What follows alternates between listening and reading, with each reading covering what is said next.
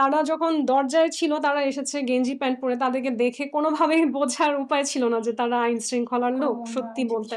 এবং আমার আইনজীবীরাও দেখে বলেছে যে মানে দৈহিক গঠন দেখেও যে বোঝা যাবে যে এরা পুলিশের লোক, বোঝার কোনো উপায় নেই। ইউনিফর্ম ছাড়া বা ফিটনেস বিহীন কিছু মানুষ এসে যখন দরজা ধাকাচ্ছে এবং আমি যখন প্রশ্ন করি আপনারা কে, কেন এসছেন, একটা আইনের লোক তো বলবে যে আপু আপনার বিরুদ্ধে এই অভিযোগ আছে, এই কারণে এসেছি, আপনি কথা বলেন। না, তারা আমাকে বলছে তারা আদমশুমারির মানুষ হওয়ার অ্যাক্টিং করছে, বলছে আমরা বার্থ সার্টিফিকেট নিয়ে কথা বলবো। প্রথমত হচ্ছে আমি ভিডিওটাতে কিন্তু দেখা গেছে যে আমি ঘুম থেকে উঠেছি, আমার চুল আউলা ঝাউলা, আমি ব্রাশ করা না, আমি ঠিক মতো জামা কাপড় পরা না, আমার দরজা ঝাঁকিয়ে যাচ্ছে। অনেকের কাছে মনে হতে পারে আপনি জামা পরে আসেননি কেন।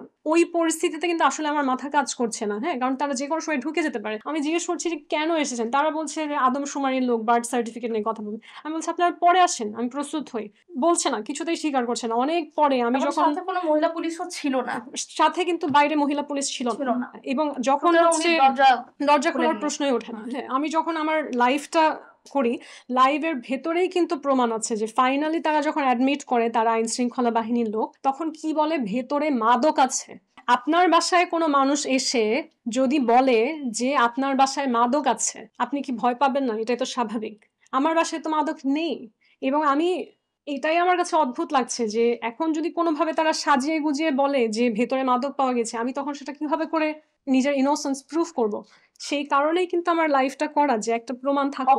কিন্তু তারা যখন আমাকে ফেস করে সামনাসামনি দরজা ভাঙার পরে, যখন আমাকে দেখে, আমার সাথে কথা বলে এবং আমাকে নিয়ে যায়, আস্তে আস্তে কিন্তু এই ব্যবহারটা পরিবর্তন হয়েছে। হ্যাঁ, এবং সত্যি বলতে যেটা অনেক কিছুই বানিয়ে বলা যায় যে আমার উপরে এই অত্যাচার করেছে, এই করেছে, সেই করেছে, দ্যাটস নট দ্য ট্রুথ। তারা যেটা করেছে ভদ্রভাবেই কথা বলেছে, কিন্তু আমার সাথে আসলে যেই জিনিসগুলো আমার কমপ্লেইন করার জায়গা, সেই জিনিসগুলো আমার কাছ থেকে তারা সরিয়ে নেওয়ার চেষ্টা করেছে। এই তো।